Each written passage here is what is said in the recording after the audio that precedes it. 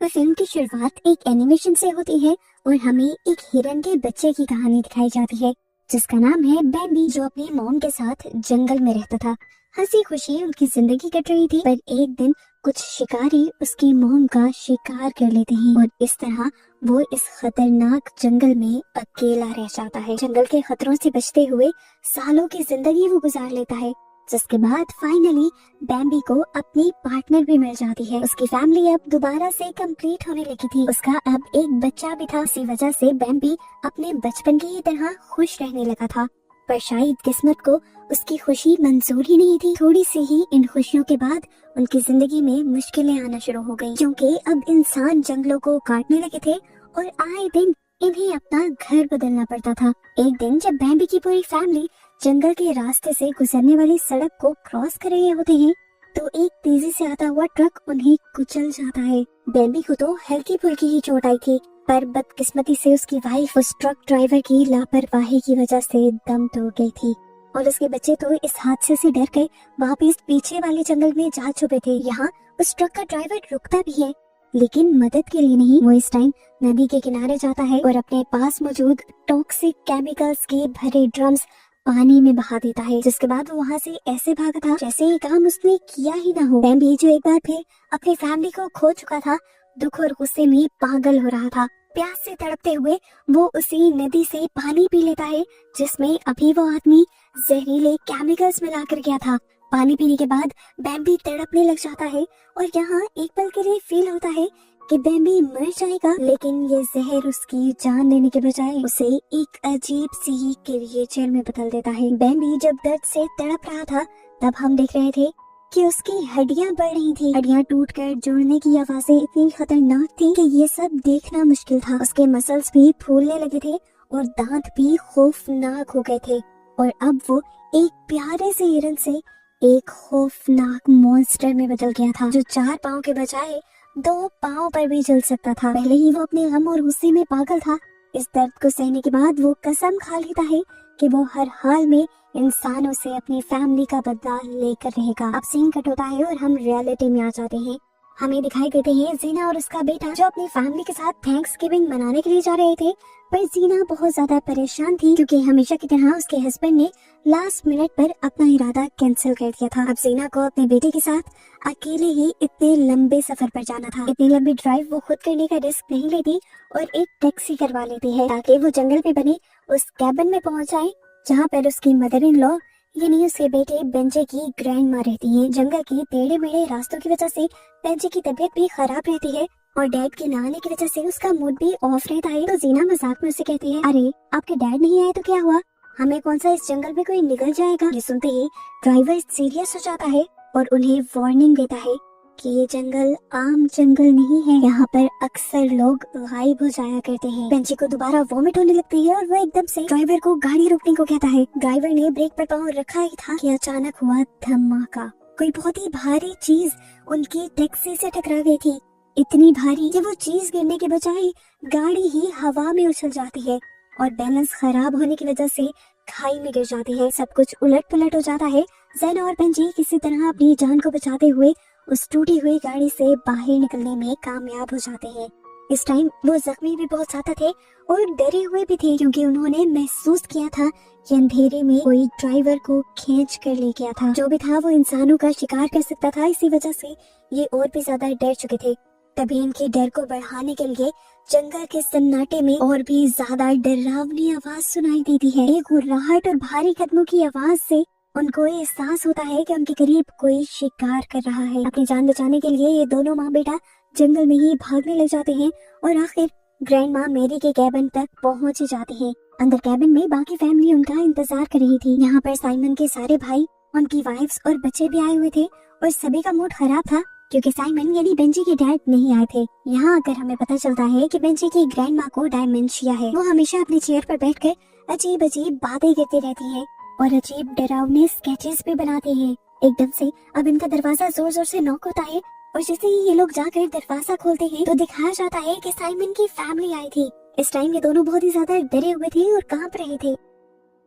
ये लोग उन्हें रिलैक्स करते हुए अंदर लेकर जाते हैं और उनसे पूछते हैं कि क्या हुआ। बेंजी इन्हें जंगल में होने वाले एक्सीडेंट के बारे में बताता है और उस जानवर के बारे में भी जिसने ड्राइवर का शिकार कर लिया था। साइमन की फैमिली बहुत ज्यादा कंफ्यूज हो गई थी। साइमन का भाई यहाँ पर बहादुर और चालाक बनने की कोशिश करता है और एक टॉर्च उठाते हुए कहता है कि मैं जरा ड्राइवर की मदद कर आता हूँ। इसी दौरान जंगल में हमें कुछ और लोग भी दिखाए जाते हैं। ये बहुत बड़े शिकारी हैं, लेकिन आजकल ये जंगल में शिकार करने नहीं आए, बल्कि इन्हें एक बहुत ही बड़ा कॉन्ट्रैक्ट मिला है विल बेक्सर कंपनी की तरफ से। उनका मिशन है म्यूटेटेड हुए बैम्बी को ढूंढना और उसे मार देना, ताकि कंपनी का ये राज ही रहे कि उनके टॉक्सिन्स की वजह से जानवर ज़ॉम्बी में बदलने लगे हैं। ये लोग यहाँ से जा ही रहे थे कि इन्हें खाई के पास एक टूटी हुई टैक्सी मिली। इसे देखकर वो शिकारी घबरा गए और तभी उन्हें यहाँ पर किसी चीज की आहट सुनाई थी। डरते हुए उसने उसी डायरेक्शन में गोलियां चला दी, ये भी सोचे बगैर कि अगर वहाँ कोई जानवर ना हुआ तो था भी ऐसा ही। यहाँ पर साइमन का भाई आया था जो यहाँ ड्राइवर की जान बचाने आया था, लेकिन अब अपनी ही जान गंवा बैठा था। लड़के को मरा हुआ देखकर बाकी शिकारी भी अपने साथी के ऊपर गुस्सा होने लग जाते हैं और फिर फैसला करते हैं कि वो इस बात को यहाँ से बाहर जाने ही नहीं देंगे और एक गड्ढा खोदकर इस लाश को यहीं पर छुपा जाते हैं। सीन कट होकर हमें दोबारा बेंजी की ग्रैंड माँ का कैबिन दिखाया जाता है, जहाँ पर जीना काफी ज्यादा डरी हुई थी और वो अब अपनी मदर इन लॉ की बनाई हुई ड्राइंग्स देखती है और नोटिस करती है कि सभी ड्राइंग्स में सिर्फ एक ही चीज बनाई गई है, एक काला बड़ा सा हिरन जिसके सींग बहुत ही खतरनाक लग रहे थे। अगर ग्रैंड माँ इस मॉन्स्टर की तस्वीरें बना रही थी तो साफ मतलब था कि उन्होंने ये मॉन्स्टर करीब से देखा है और जीना समझ जाती है कि अब खतरा इनकी बहुत करीब है। बेंजी अपनी ग्रैंड माँ के पास आता है और देखता है कि वो क्या बोल रही है। वो बार बार यही बड़बड़ा रही थी कि वो सामने पार्क में खेल रहा है। बेंजी उनकी बात को ना समझते हुए खिड़की से बाहर देखता है और जोर से चिल्ला देता है, क्योंकि जंगल के किनारे दरख्तों के बीचों बीच वही खड़ा था वो ज़ॉम्बी बना हिरन बैम्बी, जो किसी इंसान की तरह दो पैरों पर खड़ा था। उसकी आंखें आग की तरह लाल हो रही थी और बड़े बड़े सींग उसे और भी ज्यादा डरावना बना रहे थे। बैम्बी अब जोरदार धाड़ मारता है और केबिन की तरफ भाग आता है। घर के अंदर भगदड़ मच जाती है। सभी अपने आप को बचाने की कोशिश कर रहे थे, पर बैम्बी तो दरवाजा तोड़ते हुए अंदर घुस चुका था। ज़ैना, बेंजी और बेंजी के अंकल तो अपनी जान बचाने के लिए जल्दी से बाहर निकल आते हैं, पर बेंजी की आंटी अपने आप को बचाने के लिए वॉशरूम में छुपने की कोशिश करती है। पर बैम्बी वहाँ का भी दरवाजा तोड़कर अपने सींग उसकी बॉडी के अंदर एक मर्तबा स्टैब कर देता है। फिलहाल के लिए अपने आप को बचाने के लिए वो वॉशरूम की विंडो से भागकर बाहर निकलती है, तो बैम्बी भी उसके पीछे आ जाता है। ये तीनों जब तक गाड़ी में बैठ चुके थे, ये अपनी आंखों से देखती है कि बैम्बी बेदर्दी से उसके गले में अपने सींग स्टैब करते हुए उसे अब मार चुका था। इधर ये लोग लगातार अपने आप को बचाने के लिए इस कार को स्टार्ट करने की कोशिश कर रहे थे, पर ये कार तो स्टार्ट होने का नाम ही नहीं ले रही थी। डर के मारे ये लोग देखते हैं कि बैम्बी अब घर की तोड़फोड़ के बाद उनकी तरफ उन्हें मारने के लिए आ रहा था। फाइनली इनकी किस्मत इनका साथ देती है और इंजन भी चल जाता है। वैन को स्टार्ट करते हुए ये लोग उसे रोड की तरफ निकाल लेते हैं, लेकिन बैम्बी भी बड़ी बड़ी छलांगे लगाते हुए अब इनके पीछे था। वो बार बार इनको रोड से नीचे गिराने की कोशिश करता रहा, पर बेंजी के अंकल एक अच्छे ड्राइवर थे। काफी देर तक उन्होंने अपना बैलेंस बनाए रखा और स्पीड भी तेज रखी, जिसकी वजह से ये लोग बचकर बैम्बी से आगे निकल गए।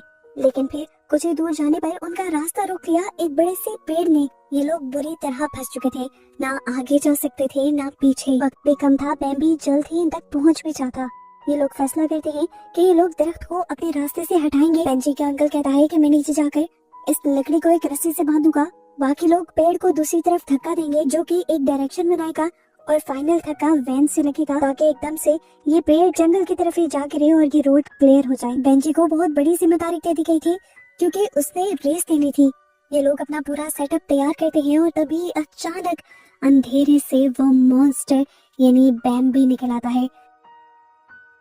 ये देखकर बेंजी इतना ज्यादा घबरा जाता है कि उसे पता ही नहीं चलता उसने एक्सेलरेटर पर पाँव रख दिया था। इसके नतीजे में होता ही है कि उसके अंकल, जिसने रस्सी को अपने पाँव में पकड़ा हुआ था, वो उसी रस्सी के साथ घिसटने लग जाते हैं और उनका मुंह शदीद जख्मी हो जाता है। उनका बेटा जो पीछे ही रह गया था, वो भी इस मॉन्स्टर से बचने के लिए यहाँ से भागने की कोशिश करता है और जंगल में आ जाता है। वो बैम्बी का तो शिकार नहीं बनता, लेकिन यहाँ गुस्से में वो एक छोटे से खरगोश पर गुस्सा और फ्रस्ट्रेशन निकाल देता है उसे पाँव मारते हुए। वो खरगोश भी अब अपने साथियों को ले आया अपना बदला लेने के लिए। देखने को मिला कि उसके नन्हे खरगोश साथी भी उस टॉक्सिक वेस्ट की वजह से खतरनाक ज़ॉम्बी में बदले हुए थे जॉब इस लड़के के ऊपर जंप करते हुए हमला करते हैं और गिराकर उसे खाने लग जाते हैं। सीन कट होकर दोबारा हमें वैन का सीन दिखाया जाता है। इन लोगों की वैन जहाँ पर रुकी थी वहीं पर अब शिकारियों का ट्रक भी आ जाता है। ज़ैना उन्हें देखते ही मदद के लिए रोक लेती है, इसीलिए शिकारी इन सबको अपने ट्रक में बिठा लेते हैं। ये लोग जब अपने अड्डे पर पहुंचते हैं तो वहां जाते ही ज़ैना और बेंजी ये देखकर हैरान परेशान हो जाते हैं कि वहां पर साइमन भी था। वो इसी इलाके में होने के बावजूद अपनी फैमिली के साथ डिनर करने नहीं आया था। ऐसा भी क्या जरूरी काम था उसे इस जंगल में। साइमन अब कड़वा सच इन लोगों को ये बताता है कि वो विल बेक्सर कंपनी का एक बहुत बड़ा ऑफिसर है। उससे एक बहुत बड़ी गलती हो गई थी क्योंकि उसने ऑर्डर दे दिया था अपनी कंपनी के टॉक्सिक वेस्ट को जंगल में फेंकने का, क्योंकि उस वेस्ट को एनवायरनमेंट फ्रेंडली बनाने के लिए उन्हें बहुत ज्यादा पैसा रिक्वायर्ड होता था। तो साइमन ने डिसाइड किया कि वो पैसा वो उस वेस्ट को साफ करने में नहीं लगाएगा, बल्कि उसने वो पैसा खुद रख लिया और वेस्ट जंगल में गिरवा दिया। उसी टॉक्सिक वेस्ट का पानी पीने के बाद बैम्बी और जंगल के कई जानवर भयानक मॉन्स्टर में बदल गए। अगर ये बात कंपनी से बाहर चली जाती है, किसी को पता चल जाती, तो कंपनी पर और उसके ऊपर एक बहुत बड़ा केस बन जाता और वो जेल चला जाता। अपने आप को बचाने के लिए ही उसने इन शिकारियों को हायर किया था और वही बैम्बी और सारे ज़ॉम्बी बने जानवरों को मारना चाहता था और इस जंगल को क्लियर करना चाहता था। ये सारी हकीकत सुनकर ज़ैना उसके ऊपर चिल्लाने लग जाती है और उसे बताती है कि सिर्फ तुम्हारी इस गलती की वजह से तुम्हारा अपना ही भाई और भतीजा मर गए हैं और अब मैं और तुम्हारा बेटा भी इसी आजाद से गुजर रहे हैं। साइमन कहता है मुझे परवाह नहीं, मैं तो कभी भी ये जिम्मेदारी लेना ही नहीं चाहता था। बेंजी बाहर खड़ा ये सब कुछ सुन रहा था और ये जानकर कि उसके डैड उससे बिल्कुल प्यार नहीं करते, वो बहुत ज्यादा उदास हो जाता है और यहाँ से भाग जाता है। बेंजी कुछ ही दूर गया तो उसने देखा कि यहाँ पर एक पिंजरे को ढक कर रखा गया था। उसने कपड़ा हटाया तो देखकर हैरान हो गया कि यहाँ पर हिरन का बच्चा था। ये देखकर उसे समझ आ गया कि शिकारियों ने इस बच्चे को ट्रैप बनाया हुआ है ताकि उस मॉन्स्टर बैम्बी को बुलाया जा सके।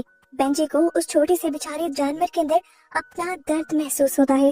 वो भी तो अपने डैड से दूर था, इसीलिए वो पिंजरा खोल कर उसे आजाद कर देता है। इधर बैम्बी जो इस टाइम एक दूसरे इंसान को भी मारने वाला था, उसे जैसे ही अपने बच्चे की खुशबू आती है तो वो उस आदमी को छोड़कर अपने बच्चे को ढूंढने निकल जाता है। अपने बच्चे को ढूंढते ढूंढते वो अब इन शिकारियों के कैंप के अंदर घुस गया था।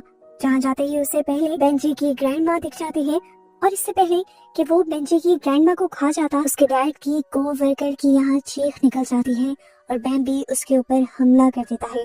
कंट्रोल रूम में ये सब लोग अब बैम्बी को मारने के लिए तैयार थे। तभी यहाँ पर जमीन हिलने लगती है और वो म्यूटेटेड हुआ बैम्बी वहाँ पहुँच जाता है। शिकारी उसके ऊपर गोली चलाने की कोशिश करता है पर मॉन्स्टर उसे अपने सींगों पर उठाकर फेंक देता है।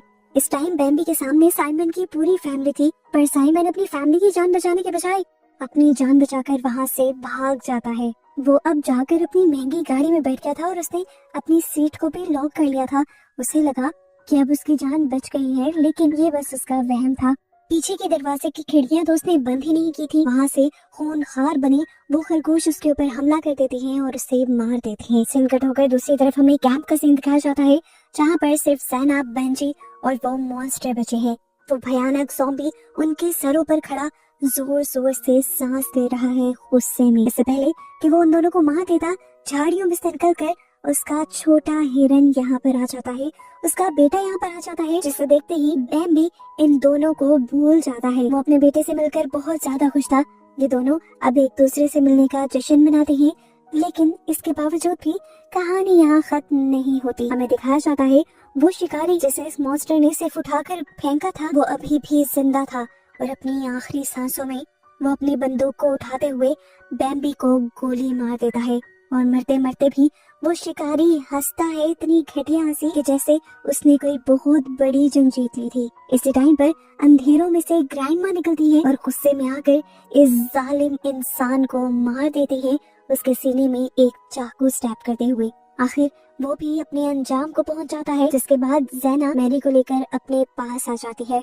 यहाँ पर ये तीनों मिलकर एक बहुत ही इमोशनल सीन देखते हैं कि कैसे एक बाप बेटा मिलकर भी बिछड़ गए थे। उस शिकारी की लगने वाली गोली की वजह से अब बैम्बी मर गया था और वो छोटा हिरन अपने बाप को बार बार जगाने की कोशिश कर रहा था, लेकिन अब वो जागने वाला नहीं था। इस बच्चे ने भी अपने डैड वाली ही किस्मत पाई थी, वो भी अब बैम्बी की तरह पूरी जिंदगी अकेले गुजारने वाला था। और ऐसे इन्हीं सबको दिखाते हुए ये मूवी यहाँ खत्म हो जाती है।